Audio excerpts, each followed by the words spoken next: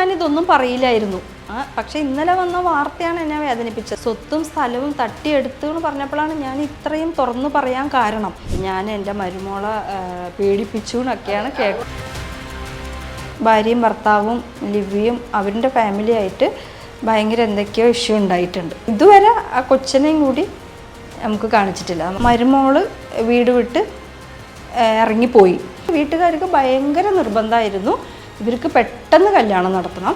അതൊക്കെ കല്യാണം കഴിയുമ്പോൾ നമ്മൾ തടി കുറപ്പിക്കാം. അങ്ങനെ ഷീല സണ്ണിക്ക് ഹസ്ബൻഡില്ല. ഞാൻ കുറേ കമൻസൊക്കെ വായിക്കുമ്പോൾ നമ്മൾ സ്ത്രീധനമായിട്ട് ഒന്നും ചോദിച്ചിട്ടില്ല. നമ്മൾ അവളുടെ സ്വർണം കൊണ്ടുപോയി പണയം വെച്ചിട്ടാണ് മൊബൈൽ ഷോപ്പ് തുടങ്ങിയത്. എനിക്കതായിട്ട് ഒരു ബന്ധമില്ല. എൻ്റെ കയ്യിൽ 5 പൈസ തന്നിട്ടും ഇല്ല. അവളുടെ അമ്മ പറഞ്ഞു എൻ്റെ മോൾക്ക് ഒരു കുഴപ്പമില്ല, അവിടെ കല്യാണം കഴിച്ച പിന്നെയാണ് എൻ്റെ മോൾക്ക് കുഴപ്പം. ഇപ്പം എൻ്റെ മോളാണെങ്കിലും ഞാൻ പറയില്ല ഇങ്ങനെയൊക്കെ. അത് നമ്മൾ പീഡിപ്പിക്കുകയല്ല.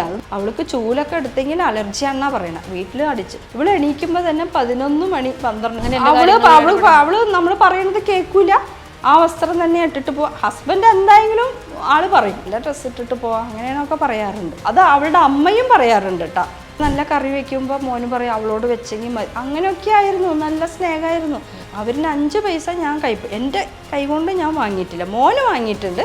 എന്ന് പറഞ്ഞെങ്കിൽ ബോയ് ഫ്രണ്ട്സ് കുറേ പേരുണ്ട്. അങ്ങനെ ഇവളുടെ ബോയ് ഫ്രണ്ട്സാന്ന് പറഞ്ഞിട്ട് കുറേ ചെറുക്കന്മാർ വരാറുണ്ട്. വണ്ണത്തിൻ്റെ പേര് ഇതൊരിക്കലും കളിയാക്കിയിട്ടില്ല. ബോയ് ഫ്രണ്ട്സ് ആണെങ്കിലും ഇവർ രാത്രി 3 മണി 1 മണിക്കൊക്കെ ഇവർ എന്തായെങ്കിലും വീട്ടിൽ അവൻ കയറി വരുമ്പോൾ മമ്മീന്ന് വിളിച്ചിട്ടാണ് വരിക.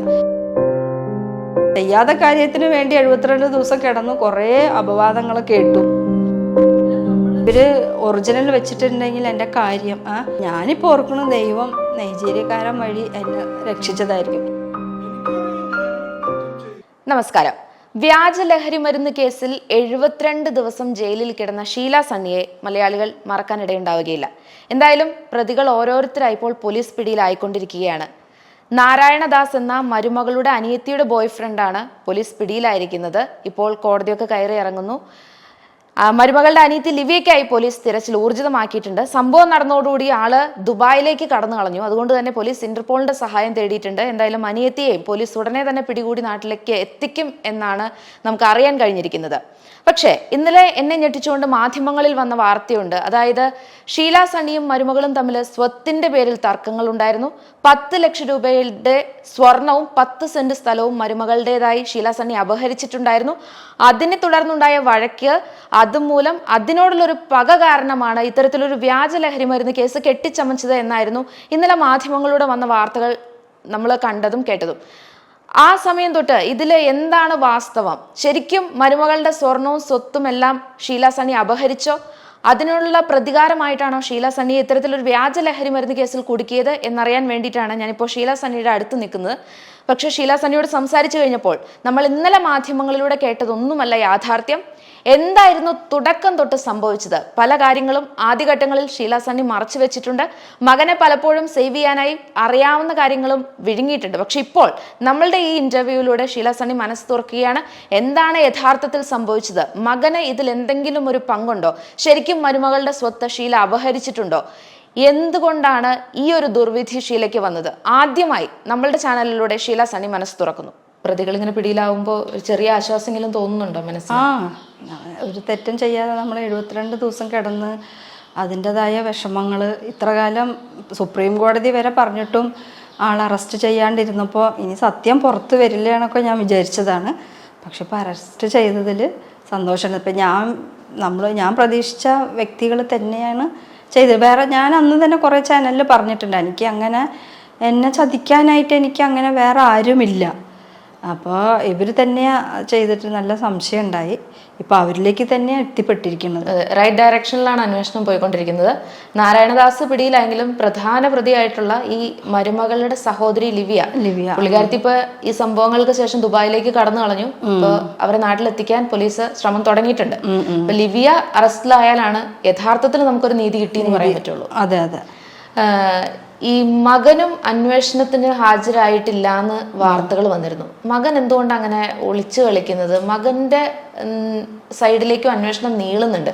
ചേച്ചിക്ക് അതിനെ കുറിച്ച് എന്തെങ്കിലും പറയാനുണ്ടോ? മകന്റെ അതായത് ഇത് കഴിഞ്ഞിട്ട് അവനിതാണ് അറിയാം ഇതിൽ എന്താ അവരാണ് ചെയ്തിട്ടുള്ളത് എന്ന് പറഞ്ഞിട്ട് ഇവന് നന്നായിട്ട് അറിഞ്ഞിട്ടുണ്ട്.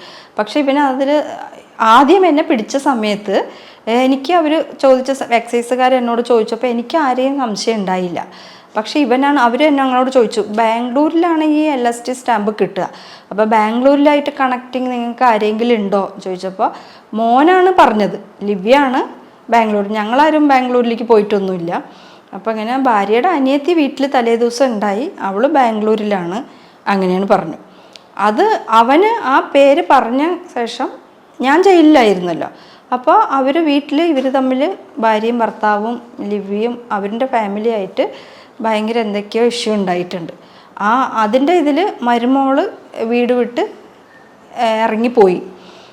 ഇറങ്ങിപ്പോയി മൊബൈൽ ഓഫാക്കി, എവിടെയും ഇവൻ കുറേ സ്ഥലത്ത് അന്വേഷിച്ചു, കാണാതെ ഇവൻ വീണ്ടും പോലീസിൽ കേസ് കൊടുത്തിട്ട് അവർ മൊബൈൽ ടവർ വെച്ച് കണ്ടുപിടിച്ചത് ഇവൾ കൊല്ലത്ത് ആരോ മരുമോളുടെ കൂട്ടുകാരൻ്റെ വീട്ടിലായിരുന്നു.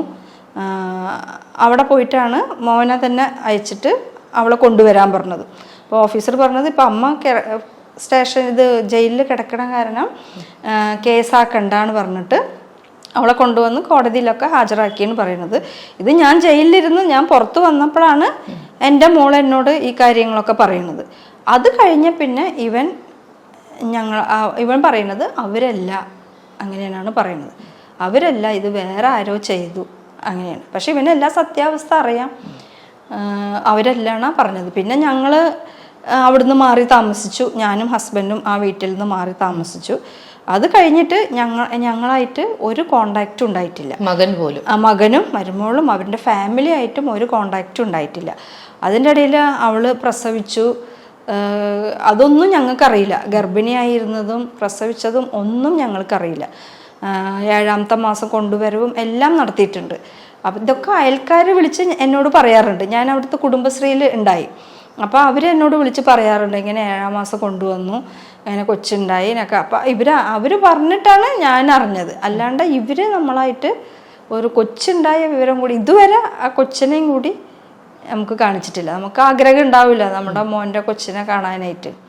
ആ കുടുംബശ്രീയിലുള്ള ഒരു ചേച്ചി ആ കൊച്ചിൻ്റെ ഫോട്ടോ എങ്ങനെയോ എടുത്തിട്ടാണ് എനിക്ക് വാട്സപ്പിൽ അയച്ചു തന്നത്. അങ്ങനെയാണ് ഞാൻ കൊച്ചിനെ കണ്ടത്. അതായത് കൊച്ചുണ്ടായിന്നോ കൊച്ചിനെ കാണാനോ ഒന്നിനും സാധിച്ചില്ല, പോലും വിളിച്ചിട്ടില്ല. നമ്മള് ഇതിനു മുൻപ് 2 തവണ ഞാൻ ചേച്ചിയുടെ ഇന്റർവ്യൂ എടുത്തിട്ടുണ്ട്. അന്നൊക്കെ കുറെ കാര്യങ്ങൾ ചേച്ചി വിഴുങ്ങിയിരുന്നു. അതായത് മകനെ ഇതിലേക്ക് വലിച്ച് ഇഴയ്ക്കാനോ അല്ലെങ്കിൽ മകന്റെ പേരിൽ ഒരു കുറ്റം ചാർത്താനോ ചേച്ചിക്ക് താല്പര്യം ഉണ്ടായിരുന്നില്ല. അതുകൊണ്ട് തന്നെ ചേച്ചി പല കാര്യങ്ങളും അപൂർണമായിട്ടാണ് അന്ന് മാധ്യമങ്ങളോട് സംസാരിച്ചിരുന്നത്. പക്ഷെ ഇപ്പൊ സമയമായി എന്ന് തോന്നുന്നു, എന്താ സംഭവിച്ചെന്നുള്ളത്, അല്ലെങ്കിൽ വലിയ രീതിയിൽ ചേച്ചി തെറ്റിദ്ധരിക്കപ്പെട്ടേക്കാം. അതുകൊണ്ട് ചോദിക്കുകയാണ്, ഈ വിവാഹം തൊട്ട് നമുക്ക് ഒന്ന് പറഞ്ഞു തുടങ്ങാം. ഈ വിവാഹം എങ്ങനെയാ വന്നത്? ഈ വിവാഹത്തിലേക്ക് എത്തിച്ചേർന്നത് എങ്ങനെയാ? വിവാഹത്തിലേക്ക് മോന് 29 വയസ്സ്. അവന് ബോംബെയിലായിരുന്നു, കല്യാൺ ജ്വല്ലറിയിലായിരുന്നു. അപ്പോൾ വീട് പണി ഞങ്ങൾ ലോൺ എടുത്തിട്ടാണ് സ്ഥലം വാങ്ങിയതും വീട് വെച്ചതും. അപ്പോൾ വീട് പണി, അപ്പോൾ മോൻ്റെ ഇപ്പം ഞങ്ങൾ വാടകയ്ക്കായിരുന്നു താമസം. ഇപ്പം ആൺപിള്ളേർക്ക് കല്യാണം ആവണമെങ്കിൽ വീട് വേണം. അപ്പോൾ അങ്ങനെയാണ് ലോൺ എടുത്ത് വീട് വെച്ച്. വീട് പണി നടന്നിട്ടുണ്ടായില്ല, തേപ്പ് മാത്രം നടന്നിട്ടുണ്ടായുള്ളൂ. അപ്പോഴാണ് മോൻ്റെ കൂട്ടുകാരൻ്റെ അമ്മ വഴി, ആള് ബ്രോക്കറാണ്, ഇങ്ങനെ പെണ്ണുണ്ട് പറഞ്ഞിട്ട് ഞങ്ങൾ ആദ്യമായിട്ട് കാണാൻ പോയ പെണ്ണാണ്. ഞാനും മോനും മോൻ്റെ കൂട്ടുകാരനും അമ്മയും കൂടിയാണ് കാണാൻ പോണത്. അവരുടെ വീട്ടിലേക്ക് പോയപ്പോൾ പെണ്ണും അനിയത്തിയും അവർ 4 പേര് മാത്രമേ ഉണ്ടായുള്ളൂ, അവളുടെ അപ്പനും അമ്മയും. അപ്പോൾ അവൾക്ക് കുറച്ച് തടിയുണ്ട്, നല്ല തടിയുണ്ട്. അപ്പോൾ ഇവനാണെങ്കിൽ മെലിഞ്ഞ ആള്. അപ്പം നമുക്കൊരു അമ്മയ്ക്ക് ആഗ്രഹം ഉണ്ടാവുമല്ലോ, മോന് വരുന്ന പെണ്ണ് കുറച്ച് ഇതായിരിക്കണമെന്ന്. അപ്പം എനിക്ക് താല്പര്യം ഉണ്ടായില്ല. പെണ്ണ് കാണാൻ കഴിഞ്ഞ് ഞങ്ങൾ അവിടെ ചായ കുടിച്ച് ഞങ്ങൾ വീട് എത്തണ മുമ്പ് തന്നെ അവർ മോനെ മൊബൈലിൽ വിളിച്ചു. അവർക്ക് പയ്യനെ ഇഷ്ടമായി, അങ്ങനെയാണ്. അപ്പോൾ അപ്പോൾ അവൻ എന്നോട് പറഞ്ഞു, മമ്മി ഇതേ അവർ വിളിക്കണമെന്ന് പറഞ്ഞു. അപ്പോൾ ഞാൻ പറഞ്ഞു, എടാ വീട്ടിൽ പോയിട്ട്. അപ്പോൾ ഹസ്ബൻഡ് വന്നില്ല കാണാനായിട്ട്, ആള് അവിടെ ഉണ്ടായില്ല, വീട്ടിലുണ്ടായില്ല, ആള് ജോലിയായിട്ട് വടക്കാഞ്ചേരിയിലായിരുന്നു. അപ്പോൾ ഞാൻ പറഞ്ഞു, ഹസ്ബൻഡ് നമ്മൾ ഡാഡീനെ കണ്ട് സംസാരിച്ചിട്ട് വിവരം അറിയിക്കാമെന്ന് പറഞ്ഞു. അത് കഴിഞ്ഞ് ഞങ്ങൾ വീട്ടിലേക്ക് വന്നു, ഞങ്ങൾ ഡാഡീനെ വിളിച്ച് പറഞ്ഞു. അപ്പോൾ ആള് ഉച്ചയാകുമ്പോഴത്തേനും എത്താം. അപ്പോൾ ഇവർ പറഞ്ഞു ഉച്ചയ്ക്ക് ഇങ്ങോട്ട് കാണാൻ വരാമെന്ന് പറഞ്ഞു. അന്ന് തന്നെ ഞങ്ങൾ പെണ്ണ് പോയി കാണാൻ പോയ അന്ന് തന്നെ വരുമ്പോഴത്തേനും ഇവർ വിളിക്കും ചെയ്ത് ഉച്ചയ്ക്ക് വന്ന് ഞങ്ങളുടെ വീട്ടിലേക്ക് ഇങ്ങോട്ട് വരികയും ചെയ്തു. ഇവർ വരുന്നെന്ന് അറിയിച്ചപ്പോൾ ഇവൻ ഡാഡീനെ വിളിച്ചു പറഞ്ഞു, ആള് വീട്ടിലെത്തി.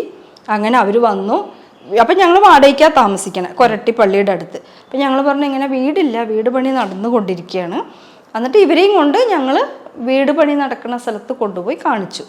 അപ്പോൾ അവർ പറഞ്ഞു കുഴപ്പമില്ല, ഇത് ഇപ്പോൾ ലോൺ എടുക്കണ കാരണം ഓരോരോ ഘട്ടഘട്ടമായിട്ടാണ് പൈസ കിട്ടുക. പിന്നെ കൊറോണ സമയമായിരുന്നു, അത് കാരണം ആകെ സാമ്പത്തികമായിട്ട് മോളുടെ കല്യാണം കഴിഞ്ഞു, മോളുടെ പ്രസവം, ആർക്കും ജോലിയില്ല, എനിക്കും വരുമാനമില്ല. അപ്പം അറിയാമല്ലോ, അപ്പോൾ ഭയങ്കര സാമ്പത്തികമായിട്ട് ഭയങ്കര ബുദ്ധിമുട്ടായിരുന്നു.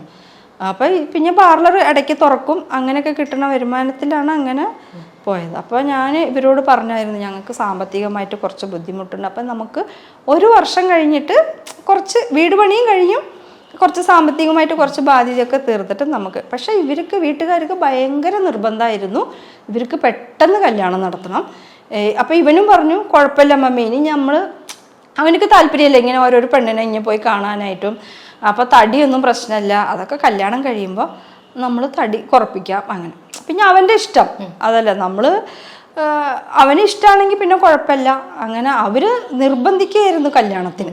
അത് ഭയങ്കര വിചിത്രമാണല്ലോ. അതായത് രാവിലെ പെണ്ണിനെ കാണാൻ അങ്ങോട്ട് പോകുന്നു, അപ്പൊ തന്നെ അവർ ഉച്ചയ്ക്ക് ഇങ്ങോട്ട് വരുന്നു. ഇത്ര തിരക്ക് അത് അറിയില്ല. പിന്നെ നമുക്ക് അന്വേഷിക്കാനായിട്ടൊന്നും ഞങ്ങൾക്ക് അങ്ങനെ, ഇപ്പൊ നമ്മൾ ആണെങ്കിൽ നമ്മൾ പെൺകൊച്ചിനെ നമ്മൾ കെട്ടിച്ചു കൊടുക്കണമെങ്കിൽ നന്നായിട്ട് അന്വേഷിക്കും ആണെങ്ങനെയാണ്. ഇപ്പം ആൺകൊച്ചിനെയാണല്ലോ നമ്മള്, അത് കാരണം നമ്മൾ അങ്ങനെ അധികം. പിന്നെ നമ്മുടെ അവിടെ ആരും ഇല്ലതാനും, ഇവനാണ് ആണായിട്ട്. പിന്നെ ഹസ്ബൻഡ് അങ്ങനെ എന്ത് കാര്യത്തിനും ആളൊരു ഒതുങ്ങിയ ടൈപ്പാണ്. ഇപ്പൊ തന്നെ ചാനലിലൊന്നും ആൾക്ക് വരുന്നത് ഇഷ്ടമല്ല. ഇപ്പോൾ കുറേ പേര് ഈ യൂട്യൂബ് ചാനൽ ന്യൂസൊക്കെ വരുമ്പോൾ എല്ലാവരും ചോദിക്കുന്നുണ്ട്, ഈ ആൾക്ക് ഷീല സണ്ണിക്ക് ഹസ്ബൻഡ് ഇല്ലേ?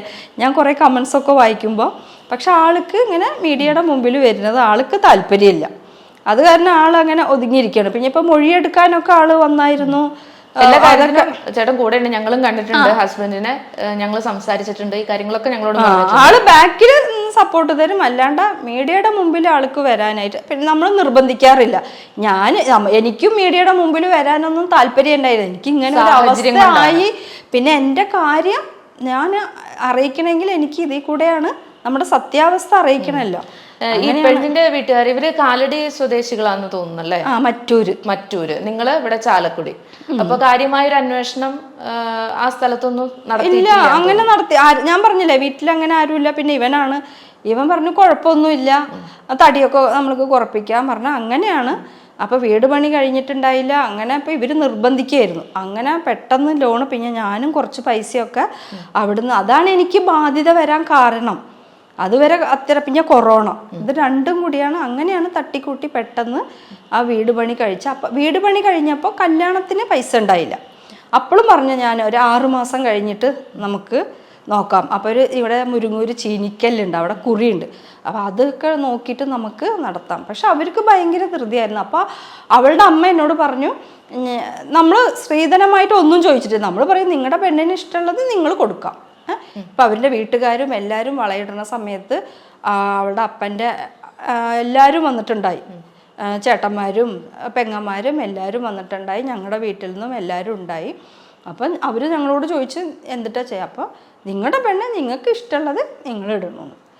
എന്നിട്ട് ഇങ്ങനെ ഈ കല്യാണം. അപ്പോൾ അവളുടെ അമ്മ എന്നോട് ഒരു ദിവസം വിളിച്ച് പറഞ്ഞു, ഞങ്ങളിങ്ങനെ ഞങ്ങളുടെ മോൾക്ക് 10 ലക്ഷം കൊടുക്കാനാണ് വിചാരിക്കണേ. അപ്പം നമുക്കൊരു കാര്യം ചെയ്യാം, നമുക്കൊരു 8 ലക്ഷത്തിന് സ്വർണ്ണം എടുക്കാം, ബാക്കി 2 ലക്ഷം രൂപ കല്യാണ ചെലവിന് വെച്ചോ, അപ്പം നമുക്ക് പെട്ടെന്ന് കല്യാണം നടത്താമെന്ന് പറഞ്ഞു. അപ്പം ഞാൻ മോനോടും ഇങ്ങനെ അവനോടും സംസാരിച്ചപ്പോൾ അവനും പറഞ്ഞു മമ്മി ഇങ്ങനെയാണ് പറയണേ. അപ്പം ഞാൻ പറഞ്ഞു പിന്നെ എന്താ കുഴപ്പമില്ല, അങ്ങനെ ആവട്ടെ. പിന്നെ ഞാനും വേറെ 2 ലക്ഷത്തിൽ ഇപ്പോൾ കല്യാണം നടത്തില്ലല്ലോ.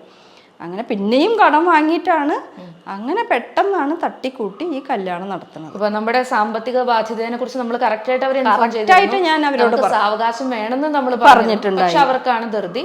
അവര് പറഞ്ഞു 10 ലക്ഷം രൂപ സ്ത്രീധനം പോലെ തരാം, 2 ലക്ഷം എടുത്ത് നിങ്ങൾ കല്യാണം നടത്തിക്കോളാൻ പറഞ്ഞു. കല്യാണം കഴിഞ്ഞ് വന്ന ആദ്യ നാളുകളൊക്കെ എങ്ങനെയായിരുന്നു? എല്ലാം സ്മൂത്ത് ആയിരുന്നോ? ആദ്യ നാള് മോന് ബോംബെയിലായിരുന്നു, അവിടെ കല്യാൺ ജ്വല്ലറിയിലായിരുന്നു. അപ്പോൾ അത് കഴിഞ്ഞ് അവന് കല്യാണം കഴിഞ്ഞ് ഒരു 2-3 ആഴ്ചയോ ലീവ് എടുത്ത് ഇരുന്ന് അവൻ തിരിച്ചു പോയി. പിന്നെ അപ്പം ഇവിടെ ആരും ഇല്ലല്ലോ. ഇവിടെ ഞാനാണെങ്കിൽ കാലത്ത് എണീറ്റ് പാർലറിലേക്ക് വരും, ഹസ്ബൻഡും ഉണ്ടായില്ല.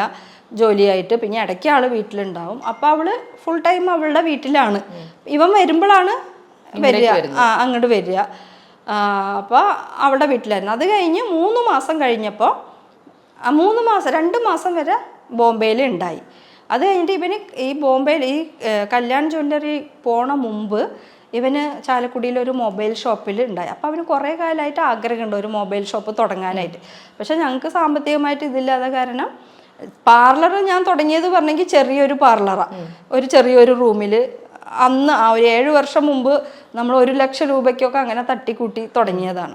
അപ്പോൾ മൊബൈൽ ഷോപ്പ് അങ്ങനെ തുടങ്ങാൻ പറ്റില്ലല്ലോ. അപ്പോൾ ഇവന് കുറേ കാലമായിട്ട് ആഗ്രഹം ഉണ്ടായി. അപ്പോൾ ഇവന് ബോംബെയിൽ പോണത് താല്പര്യം ഉണ്ടായില്ല. അപ്പോൾ ഇവർ 2 പേരും സംസാരിച്ചിട്ടാണ് എന്നോട് ഒരു ദിവസം പറഞ്ഞു, ഇങ്ങനെ ഇവളുടെ സ്വർണം കൊണ്ടുപോയി വെച്ചിട്ട് നമുക്കിവിടെ ഒരു മൊബൈൽ ഷോപ്പ് കൊടുക്കാനുണ്ട്, അത് തുടങ്ങാൻ പറഞ്ഞു. പക്ഷെ എനിക്ക് താല്പര്യം ഉണ്ടായില്ല. എന്താ പറയട്ടെ, നമ്മൾ ബാധ്യതയുണ്ട്. വീണ്ടും ഒരു ബിസിനസ്സിലേക്ക് ഇപ്പോൾ പറയുമ്പോൾ ഒരു ജോലി ചെയ്യുമ്പോൾ നമുക്ക് കൃത്യമായിട്ട് ഒരു വരുമാനം ഉണ്ടാവും. അപ്പോൾ അത് നമുക്ക് ലോൺ അടയ്ക്കാം, എൻ്റെ വരുമാനം വീട്ടു ചെലവ് നോക്കാം, അങ്ങനെയൊക്കെയാണ്. പക്ഷെ അവൾക്കും ഭയങ്കര നിർബന്ധമായിരുന്നു മൊബൈൽ ഷോപ്പ് തുടങ്ങണം. അപ്പോൾ അവരുടെ വീട്ടുകാരുമായിട്ട് കൂടി ആലോചിച്ചിട്ടാണ് അവളുടെ സ്വർണം കൊണ്ടുപോയി പണയം വെച്ചിട്ടാണ് മൊബൈൽ ഷോപ്പ് തുടങ്ങിയത്. അത് അവരുടെ സമ്മതത്തോടു കൂടി ആ പണയം വെച്ചതിൻ്റെ അവൻ മാസം മാസം കൃത്യമായിട്ട് പലിശയും മുതലും അടയ്ക്കുന്നുണ്ടായി. എനിക്കതായിട്ട് ഒരു ബന്ധമില്ല. എൻ്റെ കയ്യിൽ 5 പൈസ തന്നിട്ടും ഇല്ല. ഞാൻ കാലത്ത് എണീക്കണ്, എൻ്റെ പാർലറിലേക്ക് പോണ്, ഇതാണ് എൻ്റെ വീട്ടിലേക്ക് വന്നെങ്കിൽ വീട്ടു ജോലി. മൊബൈൽ ഷോപ്പുമായിട്ട് എനിക്കൊരു ബന്ധമില്ല. എന്തെങ്കിലും ജോലി ഉണ്ടോ? ഇവിടെ കല്യാണം മുമ്പ് ആലുവയിൽ സ്കോട്ടിയ ബാങ്ക് അവിടെ ജോലി ഉണ്ടായി. കല്യാണം കഴിഞ്ഞപ്പോൾ കല്യാണത്തിൻ്റെ മുമ്പ് ഒരാഴ്ച എന്തോ അവള് ജോലി നിർത്തി. ബാങ്കിലായിരുന്നു? സ്കോട്ടിയ, എനിക്കറിയില്ല, സ്കോട്ടിയാണ് ആലുവയിൽ. ബാങ്കാണോ ഇത് പുറത്ത് ആൾക്കാരെ അങ്ങനെ എന്നാ പറഞ്ഞ, കണ്ടിട്ടൊന്നും ജോലിക്ക് പോയിട്ടില്ല. അതുമ്പോ മൊബൈൽ ഷോപ്പ് തുടങ്ങിയപ്പോൾ മൊബൈൽ ഷോപ്പിലേക്ക് പോവായിരുന്നു കാലത്ത്. അപ്പൊ ഈ സ്ത്രീധനം എന്ന് പറയുന്നത് നമ്മുടെ ഒരു പേഴ്സണൽ ആവശ്യത്തിന് എടുത്തിട്ടില്ല, ഇവരുടെ ലൈഫ് സെറ്റിൽ ആവാൻ വേണ്ടി അവരുടെ വീട്ടുകാരുടെ നിർബന്ധത്തിനാണ്. പക്ഷെ അത് എന്നോട് ലിൽജി പറഞ്ഞിട്ടുള്ളത് അനിയത്തിക്ക് താല്പര്യം ഉണ്ടായില്ല. അതിന് അനിയത്തിക്കും സംഗീതനും തമ്മിൽ എന്തൊക്കെയോ പ്രശ്നം ഉണ്ടായി. സംഗീതവും ലിവിയും കൂടി ഞാൻ അതിലൊന്നും ഇടപെടാറില്ല, അതൊക്കെ അവരുടെ കാര്യം. അത് കഴിഞ്ഞ് ഒരു 6 മാസം കഴിഞ്ഞപ്പോൾ പ്രൈവറ്റ് സ്റ്റാൻഡിൻ്റെ ഉള്ളിൽ വീണ്ടും ഒരു മൊബൈൽ ഷോപ്പ് കൊടുക്കണമെന്ന് പറഞ്ഞു. അപ്പോൾ അത് എടുക്കാനും ഇവർക്ക് താല്പര്യം ഉണ്ടായി. അപ്പോൾ അതിന് പൈസ ഇല്ലയെന്ന് പറഞ്ഞപ്പോൾ ഇവള് തന്നെ ഇവളുടെ വീട്ടിൽ പോയി, ഇവർക്ക് എന്തോ ഒരു 20 സെൻറ്റ് സ്ഥലം വേറെ എവിടെയോ ഉണ്ട്. അപ്പോൾ അത് ഇവളുടെ പേരിൽ 10 സെൻറ്റ് വാങ്ങി, അനിയത്തിയുടെ പേരിൽ 10 സെൻറ്റ് എഴുതി. ആ 10 സെൻറ്റ് സ്ഥലത്തിൻ്റെ ആധാരം അവളുടെ അമ്മയും ലിൽജിയും കൂടി പോയിട്ടാണ് മറ്റൊരു സഹകരണ ബാങ്കിൽ വെച്ചിട്ടാണ് എത്രയാണെന്നറിയില്ല, ഒരു 1.5 ലക്ഷം 2 ലക്ഷമാണ്, എനിക്കതൊന്നും അറിയില്ല. ആ പൈസ എടുത്തിട്ടാണ് പ്രൈവറ്റ് സ്റ്റാൻഡിലത്തെ മൊബൈൽ ഷോപ്പ് തുടങ്ങിയത്. അപ്പോൾ 2 മൊബൈൽ ഷോപ്പ്, പ്രൈവറ്റ് സ്റ്റാൻഡിലുള്ള മൊബൈൽ ഷോപ്പിൽ മരുമോള് പോകും, ഇവിടുത്തെ മൊബൈൽ ഷോപ്പ് മകന് നോക്കും. പിന്നെ ഹസ്ബൻഡും കുറച്ച് ദിവസം മൊബൈൽ ഷോപ്പിലുണ്ടായി. പിന്നെ അത് കഴിഞ്ഞിട്ട് കാല് വയ്യാണ്ട് വീട്ടിൽ തന്നെ ഇരിപ്പായി. ഈ മൊബൈൽ ഷോപ്പിൽ നിന്നൊക്കെ വരുമാനം നന്നായിട്ട് വന്നു തുടങ്ങിയിരുന്നോ? അത് അവർക്ക് ഈ ലോൺ അടയ്ക്കണം, വീട്ടിലത്തെ ലോൺ അടയ്ക്കണം, സ്വർണ്ണ പണയത്തിൻ്റെ ലോൺ അടയ്ക്കണം, സ്ഥലത്തിൻ്റെ, അങ്ങനെ പിന്നെ വീട്ടു ചെലവൊക്കെ നോക്കുന്നത് ഞാൻ പാർലറിലത്തെയാണ്. അല്ലാണ്ട് ഇപ്പം ഞാൻ ഇന്നലെ വാർത്ത കേട്ടത്, ഞാൻ അവരുടെ സ്വത്തും സ്വർണവും സ്ഥലവും അപഹരിച്ചു, ഞാൻ എൻ്റെ മരുമോളെ പേടിപ്പിച്ചു എന്നൊക്കെയാണ്. അതുകൊണ്ടാണ് ഞാനിപ്പോൾ നമുക്ക് ആദ്യം തൊട്ടൊന്ന് തുടങ്ങാൻ ചേച്ചി എന്ന് പറഞ്ഞതിൻ്റെ കാരണം. ചേച്ചിയോട് ഞാൻ ഇതിനു മുൻപൊക്കെ സംസാരിക്കുമ്പോഴും ചേച്ചി മകനെ കുറിച്ചോ അല്ലെങ്കിൽ ഈ സാമ്പത്തിക ഇഷ്യൂസിനെ കുറിച്ചൊന്നും കൂടുതൽ ഓപ്പണായി പറയാൻ തയ്യാറായിരുന്നില്ല. പക്ഷേ ഇന്നെല്ലാം വന്ന വാർത്തകൾ എന്ന് പറയുന്നത് ചേച്ചി മരുമകളുടെ സ്വർണവും സ്ഥലവും എടുത്ത് നിങ്ങളുടെ കുടുംബത്തിന്റെ ബാധ്യത തീർത്തു, നിങ്ങളുടെ പേരെ പണിയാൻ ഉപയോഗിച്ചു, അങ്ങനെ സാമ്പത്തികമായി തർക്കം വന്നു, അതുകൊണ്ട് മരുമകൾ ചെയ്ത പണി എന്നാണ്. പക്ഷെ അതല്ല അവരുടെ ലൈഫ് സെറ്റിൽ ചെയ്യാൻ അവരുടെ സത്യം അതാണ്. അത് അവർക്കും അറിയാം. ഇപ്പൊ അവര് പറയണത് അവർക്ക് കേസിൽ നിന്ന് അവർക്കൊരിത് കിട്ടാൻ വേണ്ടിയിട്ടാണ് അവരിങ്ങനെ ആക്കി പറയണത്. അതൊന്നുമല്ല കാരണം യൂഹിക്കണത്. ഇറ്റലിയിലേക്ക് പോണ കാരണം എനിക്ക് അതും മനസ്സിലാവണില്ല. ഇപ്പം ഇറ്റലിയിലേക്ക് ഞാൻ പോയെങ്കിലും കുടുംബത്തിന് വേണ്ടിയാണ് ഞാൻ പോണത്, അല്ലാണ്ട് അന്യ നാട്ടിൽ പോയിട്ട് എനിക്ക് സുഖിക്കാനൊന്നുമല്ല. ഇറ്റലിയിൽ പോയെങ്കിൽ അവിടെ കഷ്ടപ്പെടുന്നവരുടെ കാര്യം അറിയാം. എന്നാലും നമുക്കൊരു സാലറി കിട്ടുമ്പോൾ ഇവിടെ കുടുംബം നമ്മുടെ കടബാധ്യത തീർക്കാം, അങ്ങനെ ഞാൻ ഇറ്റലിയിലേക്ക് പോകാനായിട്ട് അവരോട് പൈസ ചോദിച്ചിട്ടുണ്ടായി. അപ്പോൾ അവർ വിസ വന്നു കഴിഞ്ഞെങ്കിൽ എന്തെങ്കിലും സഹായിക്കാമെന്ന് പറഞ്ഞിട്ടുണ്ടായി. പക്ഷെ അതിൻ്റെ ഒരാഴ്ച കഴിഞ്ഞപ്പോഴാണ് ഈ സംഭവമൊക്കെ നടന്നത്. എനിക്ക് VFSLലേക്ക് പോകാനും പറ്റിയില്ല, ഞാൻ ജയിലിലായി, എനിക്ക് പോകാനും പറ്റിയില്ല. ഈ ഒരു പെട്ടെന്ന് അവരെ പ്രൊവോക്ക് ചെയ്ത് അല്ലെങ്കിൽ ഈ ഇത്തരത്തിലൊരു ക്രൂരമായി ചേച്ചിനെ തകർക്കാൻ വേണ്ടിയിട്ട് പോലീസിനെ കൊണ്ട് പിടിപ്പിക്കാൻ വേണ്ടിട്ട് ഇങ്ങനെ ഒരു കൂടിയാലോചന, അത് എന്തുകൊണ്ട് ഞാനിപ്പോ വീട്ടിലെ എന്തെങ്കിലും പ്രശ്നം മരുമകളും മകനും അല്ലെങ്കിൽ മരുമകളുടെ വീട്ടുകാരുമായിട്ടോ സഹോദരിയായിട്ടോ എന്തെങ്കിലും സംഭവിച്ചിരുന്നോ? ഈ സാമ്പത്തികം തന്നെ അത് മോനായിട്ടാണ്, അല്ലാണ്ട് ഞാനായിട്ട് പൈസ വാങ്ങിയിട്ടില്ലല്ലോ. ഞാനതാ ഓർക്കണം, ഞാൻ ഈ പൈസ ഇടപാടായിട്ടൊന്നുമില്ല. എന്നെ എന്തിനാണ് ഇവർ ക്രൂശിച്ചതെന്ന് എനിക്കും അറിയുന്നില്ല. പിന്നെ മോനും ഞാനും നല്ല, അതായത് അമ്മയും മോനും അല്ല, ഇപ്പം എന്തായെങ്കിലും വീട്ടിൽ അവൻ കയറി വരുമ്പോൾ മമ്മീനെ വിളിച്ചിട്ടാണ് വരിക. എന്ത് കാര്യമാണെങ്കിലും ഒരു സാധനം വാങ്ങിയെങ്കിലും എൻ്റെ കയ്യിൽ അത് ആദ്യം തുടങ്ങി അങ്ങനെ പരിചയമായത്. ഇപ്പോൾ ഒരു പെണ്ണ് വന്ന് പറഞ്ഞിട്ട് അത് മാറ്റാൻ പറ്റില്ലല്ലോ. അപ്പം എന്ത് കാര്യമായെങ്കിലും എന്നോട് വന്ന് പറയും. അപ്പം അത് കുറച്ച് ദിവസം അങ്ങനെ നമ്മളോടുണ്ടാകും. പിന്നെ കുറേ കഴിയുമ്പോൾ അത് ഭാര്യയായിട്ട് അടുപ്പാകും. ഇനി അതൊന്നും അവൾക്ക് ഇഷ്ടമില്ലാണ്ടാണോ, അതൊന്നും താല്പര്യം ഉണ്ടായില്ല. പിന്നെ അതൊക്കെ അവൾ കാണിക്കൂല, എന്നാലും ഇടയ്ക്ക് മുഖം വീർപ്പിച്ചിട്ടൊക്കെ ഇങ്ങനെ ഇരിക്കും. അപ്പം ഞാൻ ചോദിക്കാറുണ്ട്, പെട്ടെന്ന് തലേ ദിവസം നല്ലതായിരിക്കും, പിറ്റേ ദിവസം ആകുമ്പോൾ നമ്മളോട് മിണ്ടൂല, ആകെ ചില ദിവസം വയലൻ്റ് ആവും. ഇങ്ങനെയൊക്കെ ആകുമ്പോൾ ഞാനൊരു ദിവസം അവളുടെ അമ്മയോട് വിളിച്ച് ചോദിച്ചായിരുന്നു. ഒരു ദിവസം എന്നോട് പറയാണ്ട് ഇവൾ അവളുടെ വീട്ടിലേക്ക് പോയി. അപ്പം എനിക്കാകെ വിഷമായി, എന്നോടൊന്നും പറയാണ്ട് പെട്ടെന്ന് ഇറങ്ങി അവൾ വീട്ടിലേക്ക് പോയി. അപ്പം ഞാൻ ചോദിച്ചു, ഇവളെന്താ ഇങ്ങനെ അവൾക്ക് എന്തെങ്കിലും കുഴപ്പമുണ്ടോ അങ്ങനെയെന്ന് ചോദിച്ചു. അപ്പോൾ അവളുടെ അമ്മ പറഞ്ഞു, എൻ്റെ മോൾക്ക് ഒരു കുഴപ്പമില്ല, അവിടെ കല്യാണം കഴിച്ച പിന്നെയാണ് എൻ്റെ മോൾക്ക് കുഴപ്പം. ഞാൻ പറഞ്ഞു, ഇവിടെ ഒരു കുഴപ്പമില്ല, ഇന്നലെ വരെ അവൾ നല്ല സന്തോഷത്തോട് സംസാരിച്ചിട്ടുണ്ടായതാ, കാലത്ത് എണീറ്റപ്പോഴാണ് അവളാകെ മൂഡ് ഓഫ് ആയത്. ഇനിയിപ്പോൾ അവർ ഭാര്യയും ഭർത്താവും തമ്മിൽ എന്തെങ്കിലും പ്രശ്നമാണോ എന്ന് എനിക്കറിയില്ല, അത് നമ്മളോട് കാണിക്കേണ്ട കാര്യമില്ലല്ലോ. പിന്നെ എൻ്റെ ഹസ്ബൻഡ് പറഞ്ഞെങ്കിൽ ആളൊരു പഴയ ഒരു ചിന്തയില്ല, ആൾ എന്ത് കാര്യം കണ്ടെങ്കിലും അപ്പം പറയും. ഞാൻ പറയുമ്പോൾ ഉള്ളിൽ ഒതുക്കി വെക്കും. ഇപ്പം പുതിയ പെണ്ണാണ് കയറി വരുമ്പോൾ നമ്മൾ പറയണത് ആളങ്ങനെയല്ല, ആൾ മുഖത്ത് നോക്കി കാര്യം പറയും. അതൊന്നും അവൾക്ക് ഇഷ്ടാവില്ല. പിന്നെ കുറച്ച് തടി കൂടുതലാണ്. ഞാൻ തടി കൂടുതലായിട്ട് ബോഡി ഷെയ്മിങ് ഒന്നും ചെയ്തിട്ടില്ല. നമ്മൾ തടി കുറയ്ക്കാനുള്ള കാര്യങ്ങളൊക്കെ നമ്മൾ പറയും. കാലത്തെണീറ്റ് ഒന്ന് നടക്കാൻ പറയും, അല്ലെങ്കിൽ ജിമ്മിന് പോവാനോ കുറച്ചൊന്ന് അടിച്ചു വരാൻ, അങ്ങനെയൊക്കെ ഒരമ്മ പറയും. ഇപ്പം എൻ്റെ മോളാണെങ്കിലും ഞാൻ പറയില്ല ഇങ്ങനെയൊക്കെ.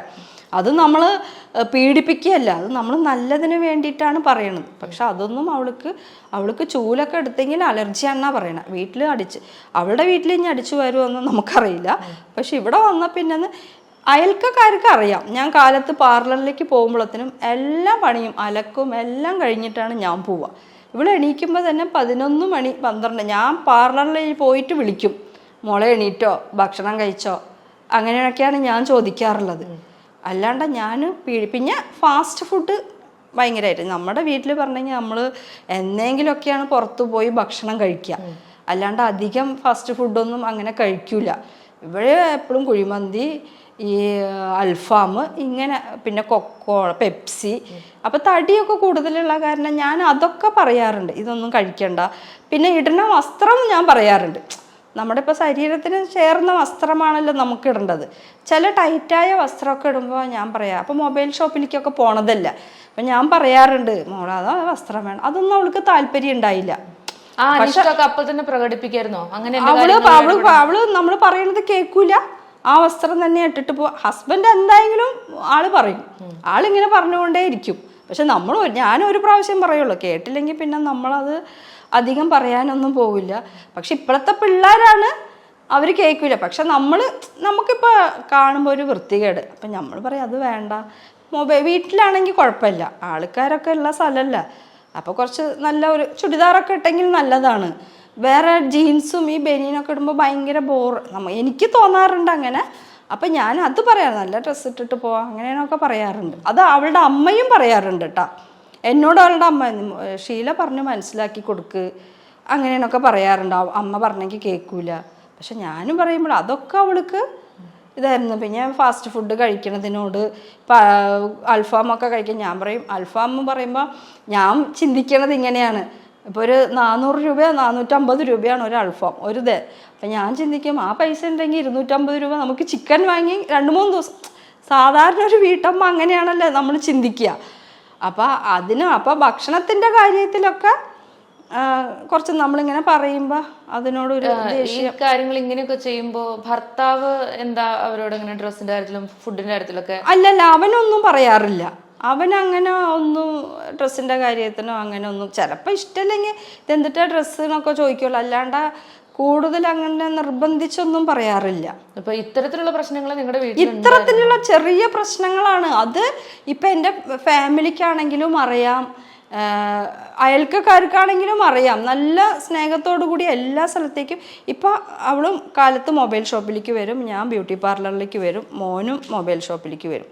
അപ്പോൾ കാലത്ത് നേരത്തെ മോന് മൊബൈൽ ഷോപ്പിലേക്ക് വരും. പണിയൊക്കെ കഴിച്ചിട്ട് ഞങ്ങൾ രണ്ടാളും 2 വീലറിൽ, അവളാണ് എന്നെ ബാക്കിൽ വെച്ച് എന്നെ പാർലറിൽ ഇറക്കി വിടും, അവൾ മൊബൈൽ ഷോപ്പിൽ പോകും. വൈകിട്ട് വരുമ്പോൾ എന്നെ പിക്കപ്പ് ചെയ്യും വീട്ടിൽ. അങ്ങനെയൊക്കെ ആയിരുന്നു. ഒന്നിച്ച് ഷോപ്പിംഗ് പോവാറുണ്ട്. നല്ല ഭക്ഷണമൊക്കെ നന്നായിട്ട് പാചകം ചെയ്യും.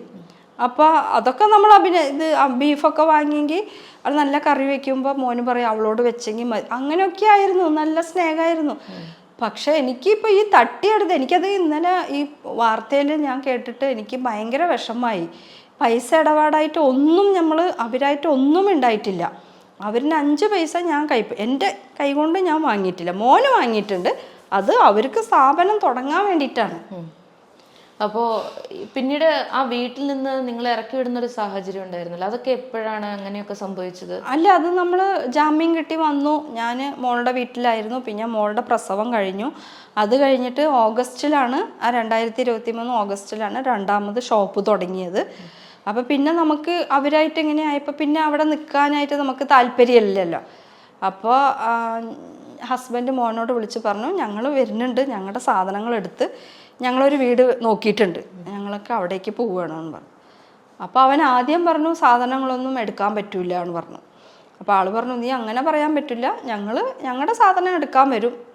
പിന്നെ ഒന്നും പറഞ്ഞില്ല. ഞങ്ങൾ പോയി, ഞങ്ങൾ സാധനങ്ങളൊക്കെ എടുത്തപ്പോൾ അവനാണ് വണ്ടിയിലെല്ലാം കയറ്റി സഹായം. പക്ഷെ അവളും ഉണ്ടായി, അവനും ഉണ്ടായി. നമ്മളോട് പറഞ്ഞില്ല നിങ്ങൾ ഇറങ്ങിപ്പോണ്ട, നീ ഈ വീട്ടിൽ തന്നെ താമസിക്കുകയും. ഒരു വാക്ക് രണ്ടാളും മിണ്ടിയില്ല. സാധനങ്ങളൊക്കെ എടുക്കാൻ സഹായിച്ചു. അന്ന് കണ്ടതാണ് മോനെയാണെങ്കിലും മരുമോളെയാണെങ്കിലും അന്ന് കണ്ടതാണ്. അത് കഴിഞ്ഞിട്ട് നമ്മൾ ഈ ചാലക്കുടിയിൽ തന്നെയാണ് എൻ്റെ ഷോപ്പും ഉണ്ടായത്, മോൻ്റെ ഷോപ്പും ഉണ്ടായത്. തമ്മിൽ അങ്ങോട്ട് കണ്ടിട്ടുമില്ല. പിന്നെ മൊബൈലിലൊക്കെ ഞങ്ങളെ ബ്ലോക്ക് ചെയ്ത് വെച്ചു. ഫേസ്ബുക്കിലൊക്കെ അവരുടെ ഫോട്ടോ ഒക്കെ ഇടുമ്പോഴൊന്നും നമുക്ക് കാണാൻ പറ്റില്ല. പിന്നെ മോളുടെ അമ്മായിമ്മ അവർക്ക് ഫ്രണ്ടായ കാരണം അവർ ഫോട്ടോ ഇടുമ്പോൾ ഞങ്ങൾക്ക് അയച്ചു. അങ്ങനെയൊക്കെയാണ് കൊച്ചിൻ്റെ ഫോട്ടോ അപ്ഡേഷൻസ്, അങ്ങനെയൊക്കെയാണ് കണ്ടിട്ടുണ്ടായത്. ഇത് ഈ മരുമകളുടെ സഹോദരി അവര് വീട്ടിലിങ്ങനെ ഇടയ്ക്ക് വന്ന് നിൽക്കലും അങ്ങനെയുള്ള കാര്യങ്ങളൊക്കെ 2-3 പ്രാവശ്യം വന്ന് നിന്നിട്ടുണ്ട്. അപ്പം ചേച്ചിനെ കെട്ടിച്ച വീടല്ലേ, അപ്പോൾ അത് ചേച്ചിനെ കാണാനായിട്ട് വരുമല്ലോ. പിന്നെ ഞങ്ങളുടെ വീട് അതിരപ്പള്ളിയുടെ കുറച്ച് ഇങ്ങോട്ടാണ്. അപ്പോൾ അവിടെയൊക്കെ അങ്ങനെ കാണാനായിട്ട് കുറച്ച് സ്ഥലങ്ങളൊക്കെ ഉണ്ട്. അപ്പോൾ അങ്ങനെ അവളുടെ ഫ്രണ്ട്സ് എന്ന് പറഞ്ഞെങ്കിൽ ബോയ് ഫ്രണ്ട്സ് കുറേ പേരുണ്ട്. അങ്ങനെ അതൊരു കാര്യമുണ്ട്. കുറേ കല്യാണം കഴിഞ്ഞ പിന്നെ കുറേ പേര് വരാറുണ്ട്. ഇവളുടെ ബോയ് ഫ്രണ്ട്സാണെന്ന് പറഞ്ഞിട്ട് കുറേ ചെറുക്കന്മാർ വരാറുണ്ട്. അപ്പോൾ 2-3 പ്രാവശ്യം വന്ന്. ഞങ്ങൾ താമസിക്കുന്നത് കുറച്ച് ഉള്ളിലായിട്ടാണ്. ഒക്കെ ഈ പഴയ ആൾക്കാർ താമസിക്കുന്നതാണ്. അപ്പോൾ ഇങ്ങനെ ഒച്ചയും ബഹളം ഇല്ലാതെ കുറേ ആൾക്കാർ വരുമ്പോൾ അത് പുതിയതായിട്ട് ഞങ്ങൾ വീട് വെച്ച് മാറി. ആദ്യം താമസിക്കുന്നവരൊക്കെ പഴയ ആൾക്കാരാണ്, ഞങ്ങൾ പുതിയതായിട്ട് പോയവർ. അപ്പോൾ ഈ ഒച്ചയും ബഹളാകുമ്പോൾ ആൾക്കാർ, അത് ഹസ്ബൻഡിന് ഇഷ്ടമൊന്നും ഉണ്ടായില്ല. അത് പറഞ്ഞായിരുന്നു, ഇങ്ങനെ ചെറുക്കന്മാർ വരുന്നതൊന്നും ഇഷ്ടമല്ല അങ്ങനെയാണ് പറഞ്ഞു. അത് കഴിഞ്ഞിട്ട് പിന്നെ അവരാരും വന്നിട്ടുണ്ടായില്ല.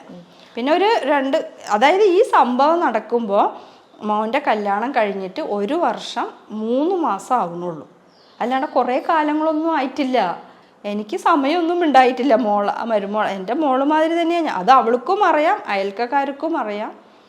പക്ഷെ ഇപ്പം എന്താണ് ഇവരിങ്ങനെ കേസിൻ്റെ ബലത്തിന് വേണ്ടിയായിരിക്കും അങ്ങനെയൊക്കെ പറഞ്ഞത്. പക്ഷെ അത് കേൾക്കുമ്പോൾ നമുക്ക് ഒരു ഭയങ്കര വിഷമം. ഞാനാകെ ഇന്നലെ വിഷമിച്ചു. ഇങ്ങനെ നമ്മൾ അറിയാതെ ചെയ്യാത്ത കാര്യത്തിന് വേണ്ടി 72 ദിവസം കിടന്നു കുറേ അപവാദങ്ങൾ കേട്ടു.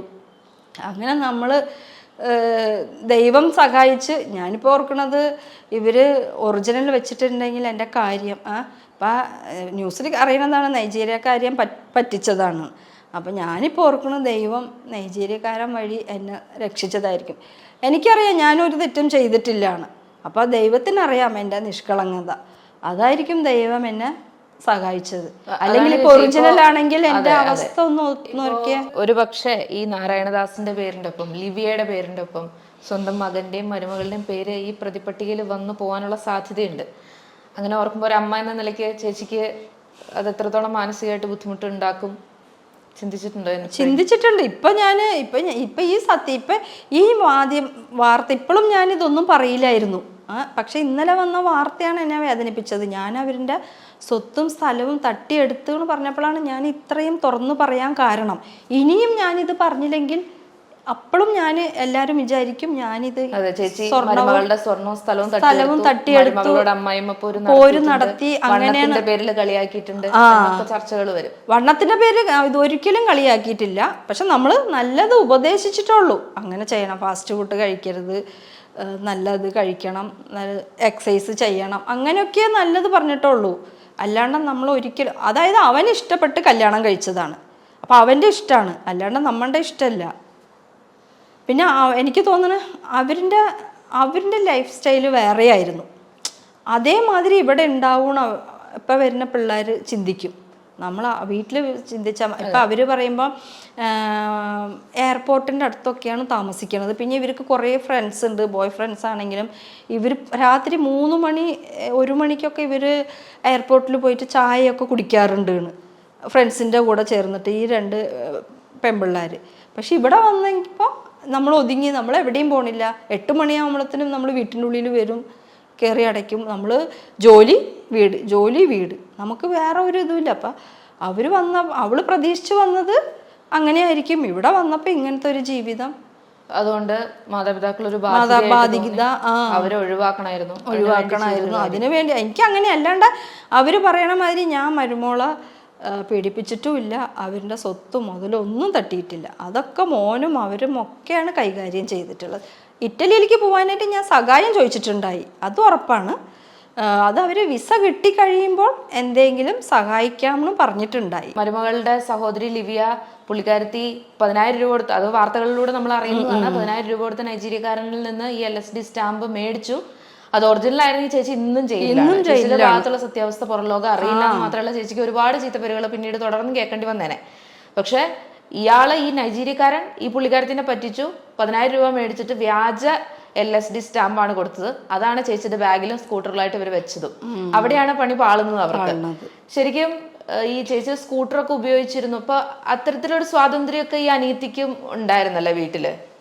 അല്ല, ആദ്യമായിട്ടാണ് ആ സമയത്ത് വന്ന് സ്കൂട്ടർ എടുത്തിട്ട് പോണത്. അതുവരെയ്ക്ക് എൻ്റെ മരുമോള് സ്കൂട്ടർ പറഞ്ഞെങ്കിൽ എൻ്റെ അല്ല, മോൻ്റെ സ്കൂട്ടറാണ്. അപ്പം ഞാൻ അതിലാണ് പാർലറിലേക്കൊക്കെ വരുന്നത്. മോന് കാറുണ്ടായി, അതിലാണ് അവൻ വരുന്നത്. പിന്നെ വേറൊരു മൊബൈൽ ഷോപ്പ് തുടങ്ങിയപ്പോൾ വേറൊരു സെക്കൻഡ് ഹാൻഡ് 2 വീലറും കൂടി, എല്ലാവരും വരുന്നതല്ല. അപ്പം ഞങ്ങൾ താമസിക്കുന്നത് കുറച്ച് ഉള്ളിലായ കാരണം ബസ്സിനൊക്കെ ഭയങ്കര ബുദ്ധിമുട്ടാണ്. പിന്നെ എനിക്ക് ചിലപ്പോൾ നേരത്തെയൊക്കെ വരേണ്ടി വരും. അപ്പോൾ വണ്ടി ഉണ്ടെങ്കിൽ നമുക്ക് അതിൻ്റെ സൗകര്യമാണല്ലോ. അപ്പം അതിന് വേണ്ടിയിട്ടാണ്. അപ്പം മോൻ്റെ പേരിലുള്ള വണ്ടിയായിരുന്നു, അത് ഞാനാണ് എടുക്കുന്നത്. പിന്നെ മരുമോളും എടുത്തിട്ട് പോവാറുണ്ട്. പക്ഷെ ഇത് തലേ ദിവസം വന്നപ്പോൾ മരുമോളും അനിയത്തിയും അവർ വൈകിട്ട് 5 മണിക്ക്. പക്ഷെ അന്നത്തെ തലേ ദിവസം ഞാൻ ഇത് കഴിഞ്ഞിട്ടാണ് ഓർക്കണത്.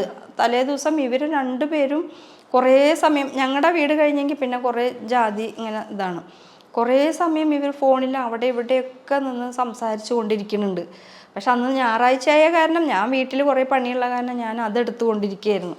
പക്ഷെ ഞാനത് അത് കഴിഞ്ഞിട്ടാണ് ഞാനിത് ആലോചിക്കുന്നത്. ഇവർ ചിലപ്പോൾ ഇതിൻ്റെയൊക്കെ ഗൂഢാലോചനയായിരിക്കും. പിന്നെ വൈകിട്ട് വണ്ടി എടുത്തിട്ട് 5:30 എന്തോ പോയവർ രാത്രി 9 മണിയായപ്പോഴാണ് തിരിച്ചു വന്നത് വീട്ടിലേക്ക്.